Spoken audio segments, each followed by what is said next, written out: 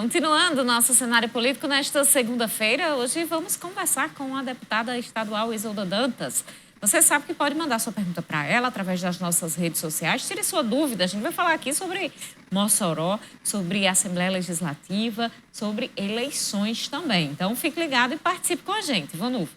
Carol, a gente dá sequência aqui ao nosso cenário político de hoje, trazendo uma informação bem rapidinho para a gente começar aqui o nosso bate-papo, né?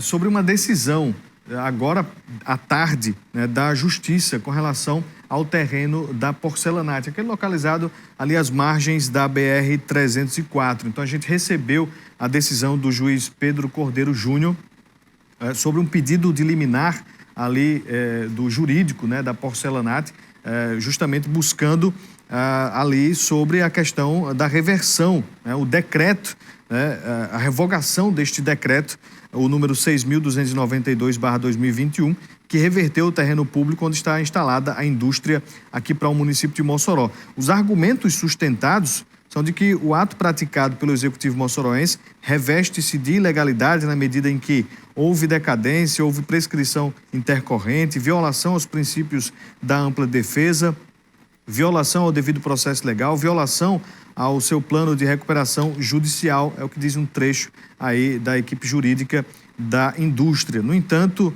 o juiz Pedro Cordeiro Júnior afirmou que estas argumentações não foram suficientes, inclusive faltou ali, dentro desta argumentação, provas para que este decreto, né, que pede a reversão do terreno, fosse de fato revogado. E aí, Carol, é mais um capítulo, né, nesta, aqui em Mossoró, polêmica, né, com relação a Itagrez, a Porcelanate em Mossoró. Por enquanto, continua a decisão da Prefeitura de Mossoró da reversão do terreno.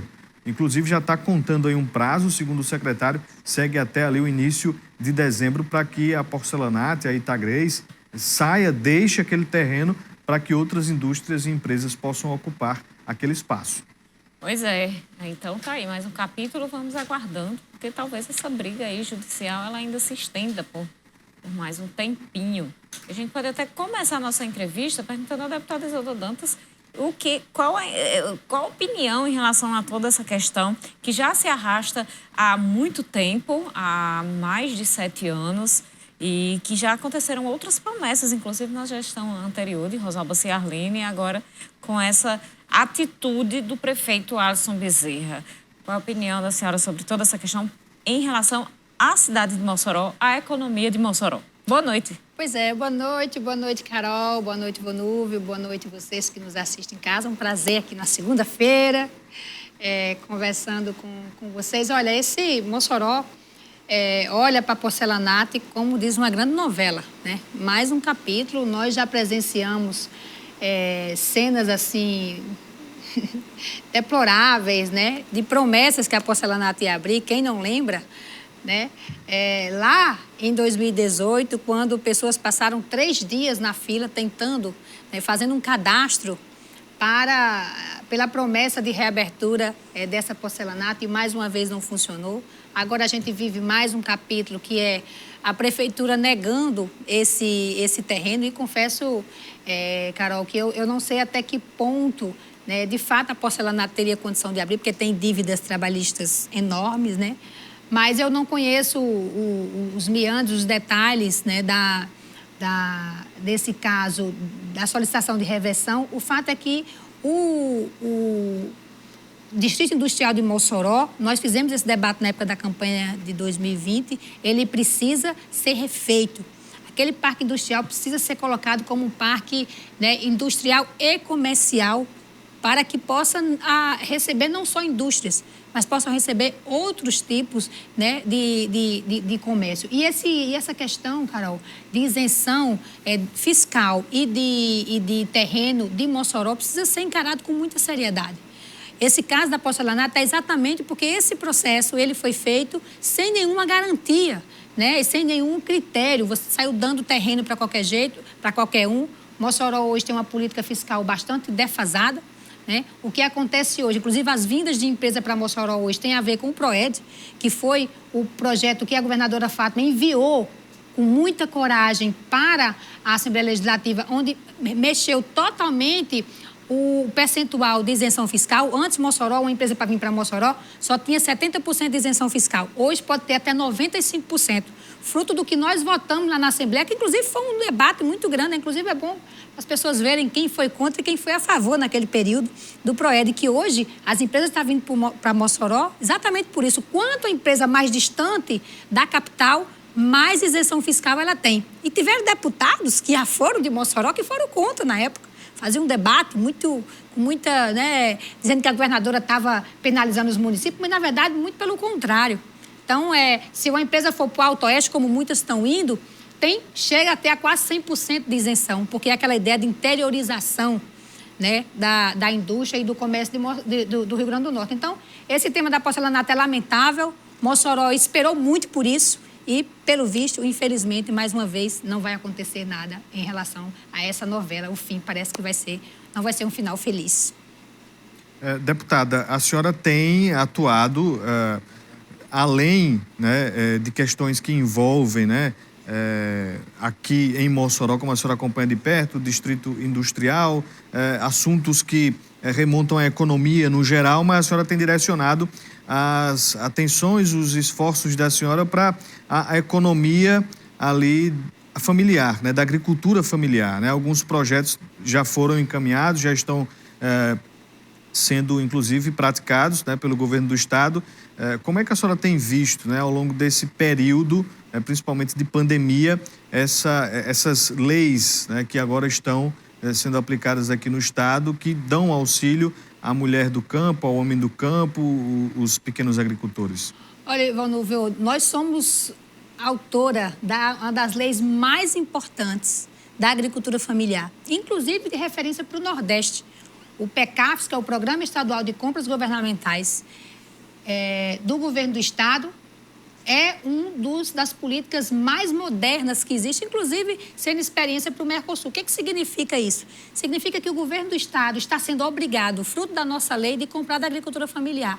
Não só em relação à merenda escolar, que eu tenho, inclusive, visitado muitos bairros de Mossoró, e as pessoas têm comparado o que é o kit da alimentação escolar da prefeitura com o kit da alimentação escolar do governo do estado, e é muito diferente, porque no kit da merenda escolar, da alimentação escolar do governo do estado, a gente tem produtos daqui. Nós temos o girimum daqui, nós temos a banana, nós temos o arroz vermelho de Apodi. Então, as pessoas estão comendo alimento de muita qualidade, né, e produzido pelos homens e mulheres do campo daqui da região. Isso faz uma diferença muito grande na qualidade. Então, o PECAFS, agora no último período, o governo do estado comprou da agricultura familiar mais de 15 milhões de reais. Pela primeira vez, fruto da nossa lei, o arroz vermelho de Apodi entrou na alimentação escolar. Foram adquiridos mais de 27 toneladas de arroz vermelho para ser entregue nesse kit de alimentação escolar durante a pandemia. As cestas básicas, que foi o RN Chega Junto, que foi o governo do estado comprou para distribuir para as pessoas de baixa renda, obrigatoriamente tiveram que ter 30% da agricultura familiar, fruto da nossa lei. Porque antes só era a lei nacional, que era o PNAE, que era só alimentação escolar. Agora não. Não só as cestas básicas que o governo comprou em época de pandemia, como também os restaurantes populares vão ter que, no seu cardápio, ter produto da agricultura familiar. Já começou, teve licitação. Agora, 10 restaurantes já vão começar a fornecer alimento da agricultura familiar, como também os hospitais. E ainda tem um mercado, ainda todo, que do sistema penitenciário. O governo do estado alimenta 10 mil pessoas por dia com 3 alimentações. Obrigatoriamente, fruto da nossa lei, vai ter que ter 30% de produto da agricultura familiar. Isso significa valorizar esse setor, que é quem nos alimenta. A gente não come só soja, a gente come arroz, feijão, a gente come verdura, a gente come fruta. E se a gente não contribuir para que o campo produza, a cidade não vai se alimentar. Então, é algo, um desenvolvimento de um estado do tamanho que é o Rio Grande do Norte, é necessário, mais do que nunca, investir na agricultura familiar. E esse tem sido um dos carros-chefe do nosso mandato, que é olhar, né, a agricultura familiar como um fator muito importante da economia e do desenvolvimento, porque é gerar renda no campo e produzir alimento saudável. Nada mais perfeito essa combinação. Deputada, eu queria falar sobre um assunto que termina ficando sempre por último, e às vezes não dá nem tempo da gente conversar, que é a questão da mulher. além de um projeto específico que eu vou questionar aqui, ainda queria que a gente conversasse no programa de hoje sobre questões também de machismo nas casas legislativas e em outros espaços. Mas, agora há pouco, a governadora Fátima Bezerra divulgou que assinou o decreto que garante a dignidade menstrual para as mulheres. Serão, segundo ela, em suas redes sociais, 1,5 milhão investidos e 45 mil pessoas abarcadas com esse projeto. De onde surgiu esse projeto? De onde surgiu esta ideia? Pergunta a Isolda, porque a Isolda faz parte, obviamente, da base da governadora Fátima Bezerra. Pois Carol, esse primeiro foi um tema que ganhou muita repercussão em nível nacional, né, dessa dignidade menstrual, e que a gente aqui, os militantes da Marcha Mundial das Mulheres, militantes feministas, acresceram a isso a pobreza menstrual. O que é a pobreza menstrual?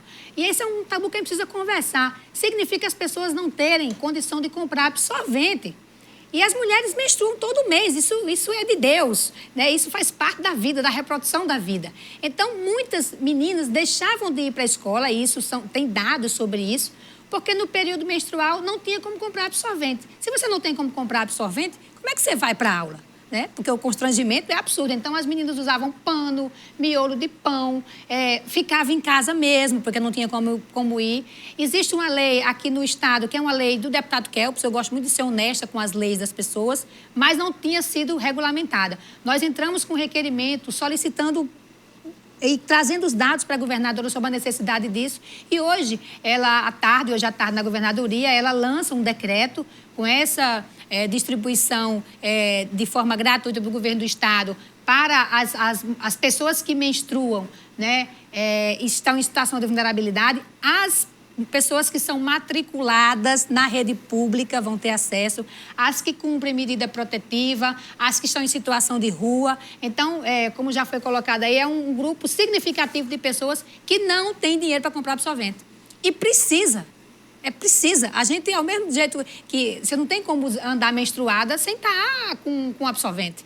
Então, essa é uma medida de muita sensibilidade da governadora, de reconhecer esse problema e garantir que o Estado chegue junto dessas pessoas para garantir que elas possam viver esse período da nossa vida que nós mulheres vivemos de forma digna. Você imagina nada mais constrangedor.